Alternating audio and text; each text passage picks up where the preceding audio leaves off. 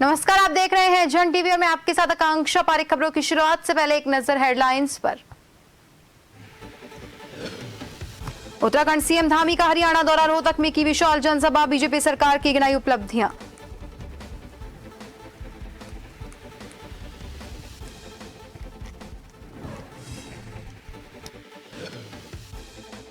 हरिद्वार के ज्वालापुर में महिला की धारदार हथियार से हत्या, घर लौटे परिजनों की सूचना पर पहुंची पुलिस ने जुटाए साक्ष्य, मामले की जांच जारी।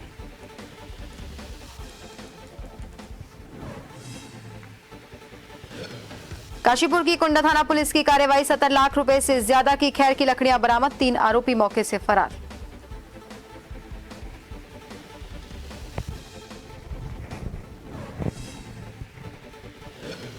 नैनीताल में चहलकदमी करता तेंदुआ कैमरे में हुआ कैद, घोड़ा स्टैंड का वीडियो हुआ वायरल, पहाड़ों में उतरकर आबादी में आ जाते हैं गुलदार।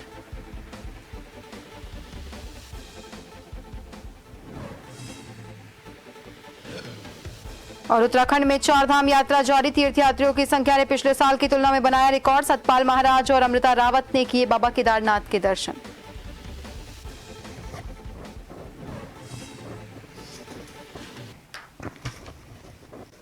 और अब खबरें विस्तार से।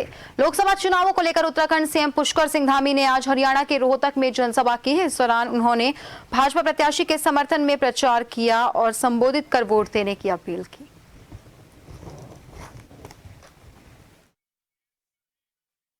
आप सब जानते हैं, पिछले 5 वर्षों में अरविंद शर्मा जी ने इस क्षेत्र को आगे बढ़ाने के लिए अनेक काम किए हैं।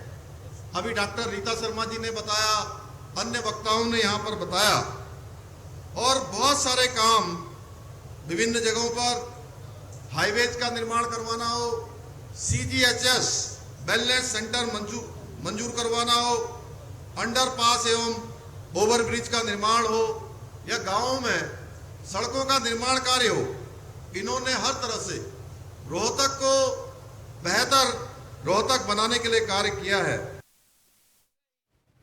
उत्तराखंड की 4 धाम यात्रा को लेकर सख्ती और बरतने के आदेश दिए गए हैं। आपको बता दें कि उत्तराखंड में 4 धाम यात्रा जारी है और ऐसे में प्रशासन लगातार सख्ती बरत रहा है। गढ़वाल कमिश्नर विनय शंकर पांडे के मुताबिक यात्रा में आने वाले हर श्रद्धालु का रजिस्ट्रेशन चेक कर पाना संभव नहीं है और यही कारण है कि जिन लोगों के रजिस्ट्रेशन आगामी तारीखों में हुए हैं वो आज की तारीख में यात्रा करना चाहते हैं। ऐसे में धामों में श्रद्धालुओं की भीड़ बढ़ने लगी है।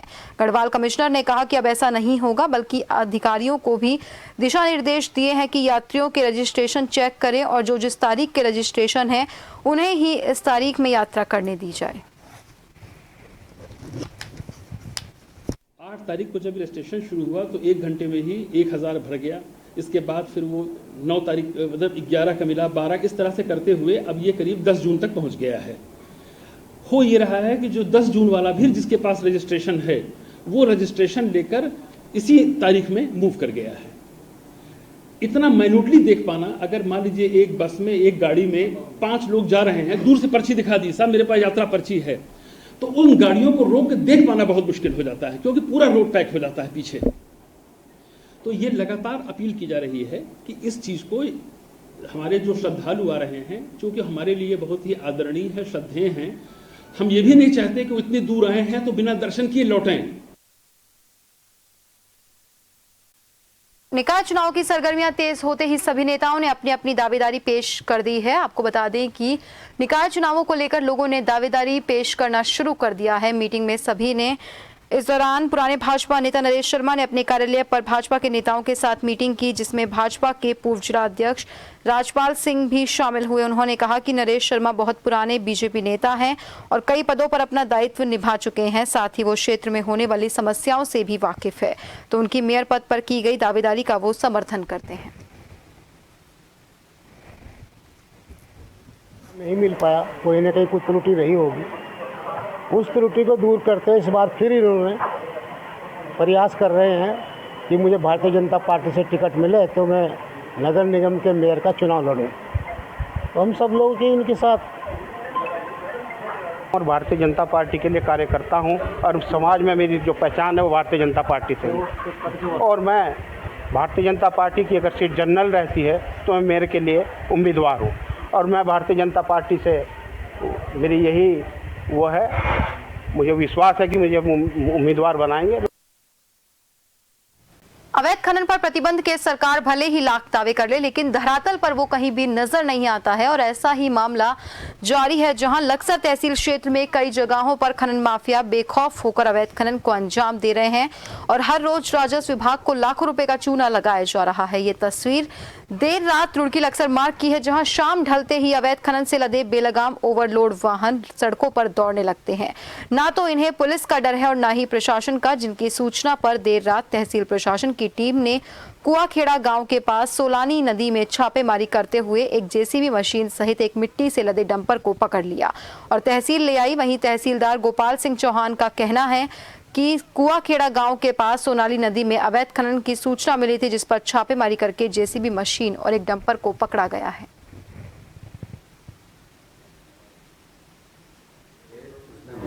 कुआखेड़ा की तरफ को ये आपके रुड़की और जो तहसील दशहरा से बॉर्डर है सोनाली नदी, उसके आसपास जो खनन हो रहा है, तो कल भी फोन आया आप लोगों में से किसी को फोन आया कि इस ऐसे पे कार्रवाई चल रही है, तो हम टीम के साथ वहाँ गए। वहाँ पे एक जेसीबी और एक डंपर ये तो दोनों को हम जो ला के अभी उसको मतलब जमा करके कभी उसको ऐसे पहले आवाज़ पे खड़ा कर दिया था।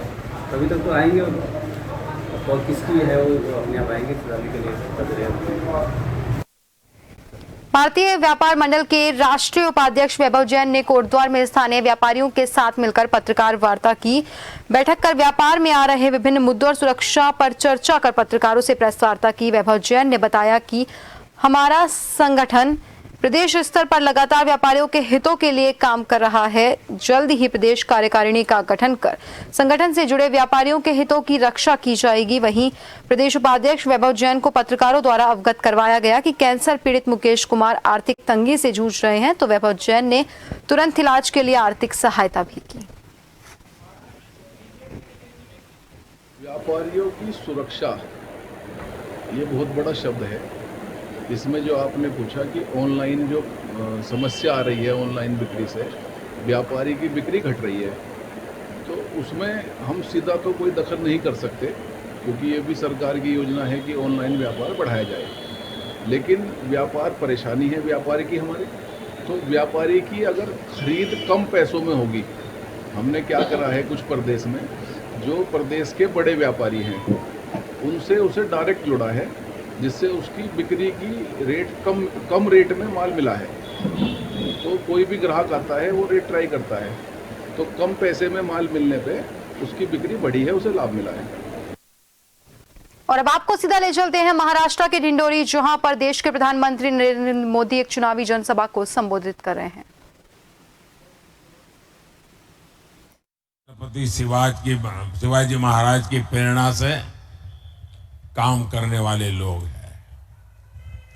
ये चुनाव सिर्फ एमपी चुनने का नहीं है, बल्कि पीएम चुनने का है। ऐसा पीएम जो ताकतवर भारत बनाने के लिए कड़े और बड़े फैसले ले सके।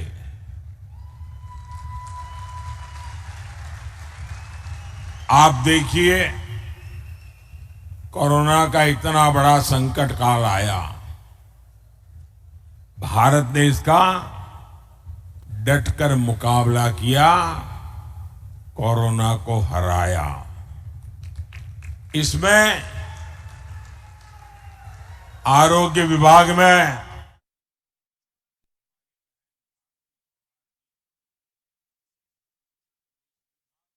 थी,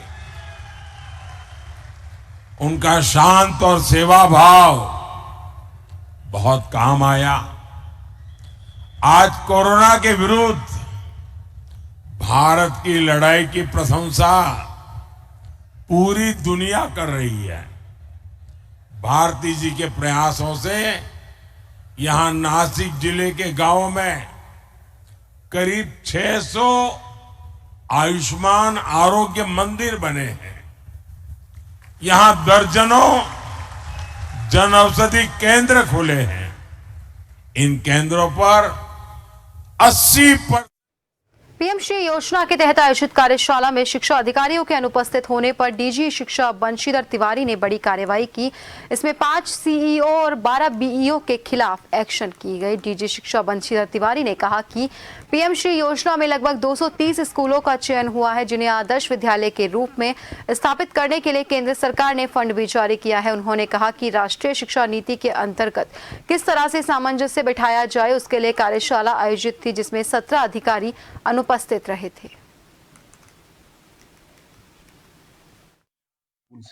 वो हमारे पहले चरण में 141 स्कूलों का चयन हुआ था और दूसरे चरण में उसमें 84 स्कूलों का चयन हुआ था। लगभग 225 स्कूल हमारे उसमें चयनित हुए हैं और उसके लिए भारत सरकार ने पैसे भी जारी किए हैं। उनको एक आदर्श विद्यालय के रूप में स्थापित करना है।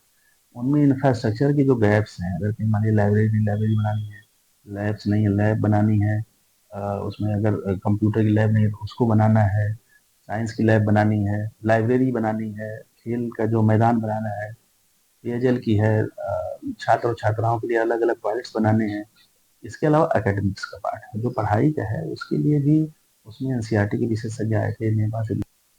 मध्य प्रदेश के राजगढ़ के पीलूखेड़ी में 13 मई को सेना के ट्रक और बस की भिड़ंत में लोहाघाट ब्लॉक के हवलदार केडी जोशी शहीद हुए थे। बुधवार को उनका सैन्य सम्मान से उत्तराखंड में पैतृक गांव में अंतिम संस्कार किया गया। ईएमआई के हवलदार केडी जोशी की पार्थिव देह तिरंगे में लिपटी मंगलवार शाम उनके आवास पर लाई गई और सुबह लोहाघाट नगर के सैकड़ों लोग वहां पहुंचे और शहीद के आवास से हथरंगिया तक पूर्ण सैन्य सम्मान के साथ शहीद की अंतिम यात्रा निकाली गई, जिसमें क्षेत्र के सैकड़ों लोग शामिल हुए।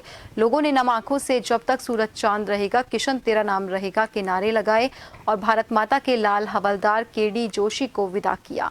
सेना के वाहन से उनकी पार्थिव देह को पंचेश्वर घाट लाया गया, जहां सरयू और महाकाली नदी के संगम में पूर्ण सैन्य सम्मान के साथ उनका अंतिम संस्कार किया गया। सूबेदार केडी जोशी जो कि ईएमई में तैनात थे, अभी 2 दिन पहले उनका वाहन क्षतिग्रस्त होने से उनकी मौत हुई है और वह शहीद हुए हैं। जैसा कि सभी को विदित है, वह अग्निवीरों को प्रशिक्षण देने के लिए गए थे। उस दौरान उनका वाहन किसी दूसरे वाहन से टकरा गया, जिस कारण उनकी मृत्यु हो गई है।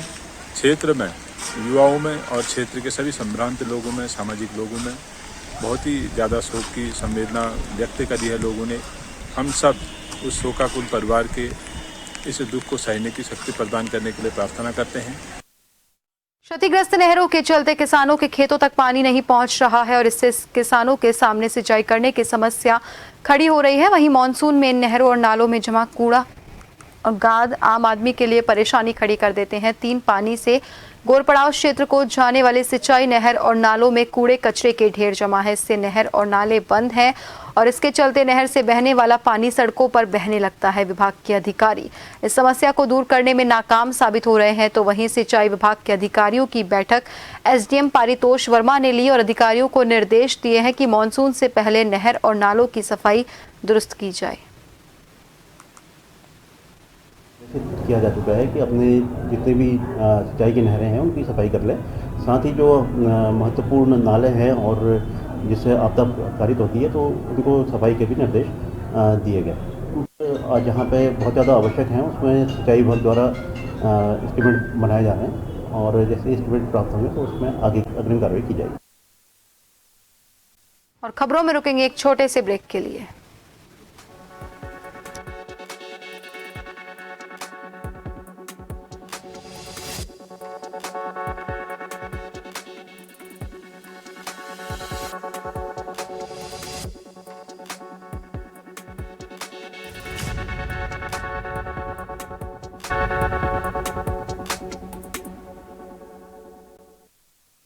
फिर से आप सभी का स्वागत है। बढ़ते हैं अगली खबर की ओर। एक तरफ भीषण गर्मी, ऊपर से पानी की जद्दोजहद। इसके चलते हल्द्वानी में वार्ड 37 के निवासियों का पारा चढ़ गया। लोगों ने जल संस्थान पहुंचकर भड़ास निकाली। लोगों का कहना है लाइनमैन और अधिकारियों से पेयजल लाइन ठीक करवाने और पानी की पूरी व्यवस्था करवाने की अपील की है। कई बार अधिकारियों को ज्ञापन और मौखिक रूप से भी बताया गया, लेकिन अभी तक कोई कार्रवाई नहीं हुई। लोगों ने कहा कि उनके सब्र का बांध टूटता जा रहा है और अब बेतहाशा पड़ रही गर्मी में विभाग की ओर से पानी की वैकल्पिक व्यवस्था भी नहीं की गई है।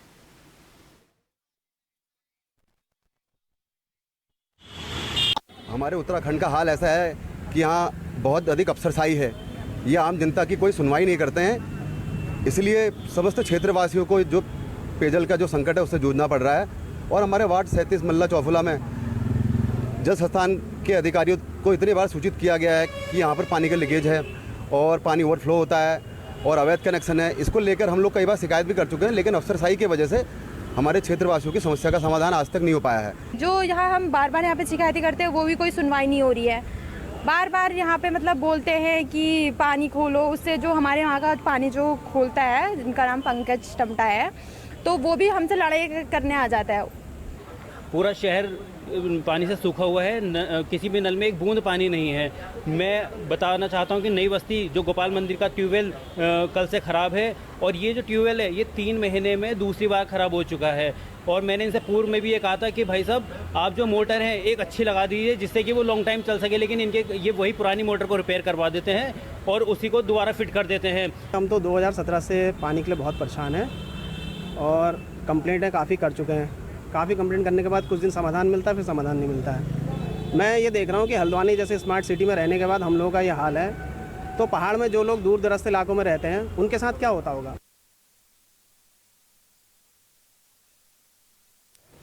देहरादून में मानसून शुरू होते ही शहर के ड्रेनेज सिस्टम की पोल अक्सर खुल जाती है, जहां कई जगहों पर जलभराव से हाईवे और सड़कें जलमग्न हो जाती हैं, तो कई स्थानों पर बारिश का पानी लोगों के घरों और दुकानों में घुस जाता है और इससे लोगों को काफी मुश्किलों का सामना करना पड़ता है। इस मामले में भाजपा विधायक और पूर्व मेयर विनोद चमोली का कहना है, शहर में लंबे समय से उन्हें काम करने का अनुभव रहा है। नगर निगम में मेयर होने के नाते केंद्र की यूपीए सरकार थी और प्रयास किया गया था कि ड्रेनेज को देखते हुए देहरादून के लिए मास्टर प्लान बनाया जाए। इसके लिए अब 2000 करोड़ का ड्रेनेज प्लान बनाया जा रहा है, जिस पर काम जारी है। मेयर होने के नाते उसमें केंद्र की यूपीए सरकार थी और जेनेरल के माध्यम से हम लोगों ने प्रयास किया था कि देहरादून के लिए एक बड़ा मास्टर प्लान आ जाए ड्रेनेज के लिए, ताकि यहाँ पर जल भराव की समस्या से निजात दिलाई जा सके। और जल निगम से वो प्रस्ताव बना भी था, वो प्रोजेक्ट मेरे सामने आया था। मैंने बोर्ड में जब उसको डिस्कस किया तो उसमें बहुत सारी खामियां थी और मैंने ये चाहा था कि वो खामियां दूर होकर एक फुल प्रूफ प्रोजेक्ट बने और यहाँ के ड्रेनेज सिस्टम को ठीक किया जाए। लेकिन उसके बाद से उसकी कॉस्ट तो बढ़ती चली गई, लेकिन वो प्रोजेक्ट आगे नहीं बढ़ा। लेकिन मुझे इस बात की बड़ी खुशी है क्योंकि ये विषय मैंने शासन में भी लिया था बैठक में और आज इस पर ड्रेनेज प्लान बन रहा है। किसान यूनियन अंबावता ने नई कार्यकारिणी का गठन किया, जिसमें सुभाष चौधरी को प्रदेश अध्यक्ष चुना गया, जबकि कार्यकारिणी का भी विस्तार किया गया। नए पदाधिकारियों का कहना है जो भी जिम्मेदारी मिली है उसे बखूबी निभाएंगे और किसानों की हर समस्याओं को प्राथमिकता से अधिकारियों के सामने उठाया जाएगा और उनका समाधान भी किया जाएगा। हमने अपने कार्यकारिणी का आज पहली लिस्ट जो है जारी करी है। इसमें विस्तार अभी जो आगे होगा। फिलहाल जो पदाधिकारी बनाए गए हैं, किसान संगठन बहुत सारे हैं ये, लेकिन किसानों के लिए लड़ाई किस तरीके से लड़ने वाले कितने संगठन हैं वो महत्वपूर्ण है। हमारे प्रमुख मुद्दे जो रहेंगे वो किसान हितों को लेकर रहेंगे, जिसमें बिजली और ये जो पानी से किसानों की फसल खराब हो रही है, वो खड़े खेतों में जो काशी में जाम के हालात और यात्रा व्यवस्था को लेकर कांग्रेस ने विरोध प्रदर्शन किया। इस दौरान प्रदेश सरकार का पुतला फूंकते हुए जमकर नारेबाजी की। जिला मुख्यालय के हनुमान चौक पर कांग्रेस कार्यकर्ता नारेबाजी करते हुए पहुंचे और यात्रा व्यवस्थाओं पर पैदा हुए हालात पर सरकार के खिलाफ नारेबाजी की और प्रशासन के खिलाफ आक्रोश जताया।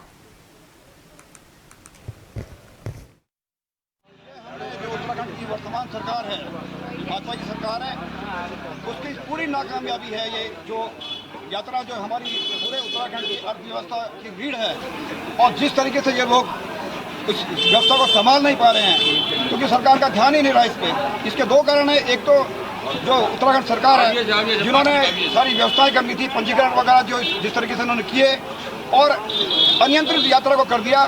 सीधा सीधा दोष जो है इसमें धावी सरकार को जाता है। उसके बाद जो जिला प्रशासन है यहाँ पे, उनकी अनुभवहीनता के कारण ये तमाम चीज़ें जो हो रही हैं और यात्रियों को भी परेशानी हो रही है और धाम खाली हैं और सड़क जाम है। तो ये स्थिति जो आज आ गई है, इसके लिए हम यहाँ पे पुरजोर विरोध करते हैं सरकार का। आगामी 4 से 5 दिनों तक प्रदेश में तापमान बढ़ने के आसार नजर आ रहे हैं। बीते दिनों पहाड़ी क्षेत्रों में बारिश के चलते तापमान फिलहाल सामान्य हालातों में है, वहीं मैदानी इलाकों में तापमान बना हुआ है सामान्य से ऊपर। हालांकि 20 मई से मौसम एक बार फिर बदल सकता है करवट। फिलहाल कुछ दिनों तक गर्मी से लोगों को राहत मिलने की उम्मीद नहीं है। 20 मई से मौसम एक बार फिर से करवट ले सकता है, लेकिन फिलहाल कुछ दिनों तक गर्मी से लोगों को राहत मिलने की उम्मीद नहीं जताई जा रही है। आगामी 4 से 5 दिनों में प्रदेश में तापमान बढ़ने के आसार जताए जा रहे हैं।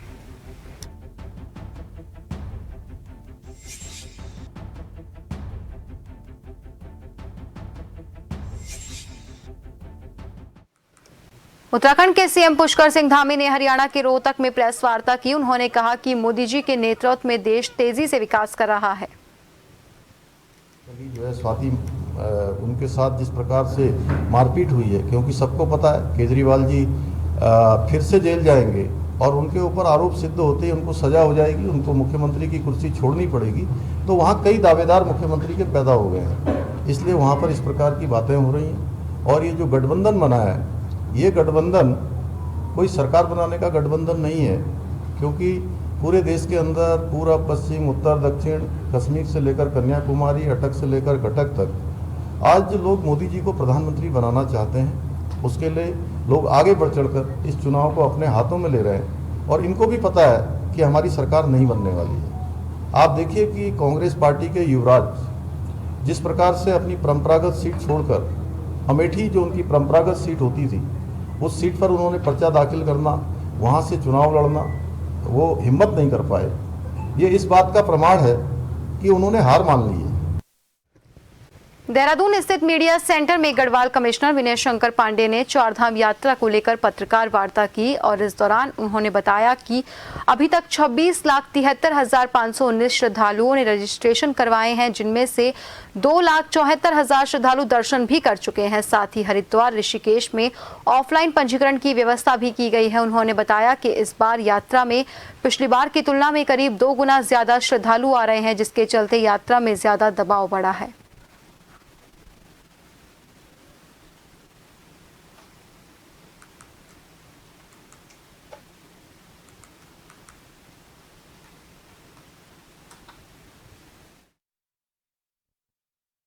छब्बीस 73,519 यात्रियों ने अपना ऑनलाइन रजिस्ट्रेशन करा लिया है।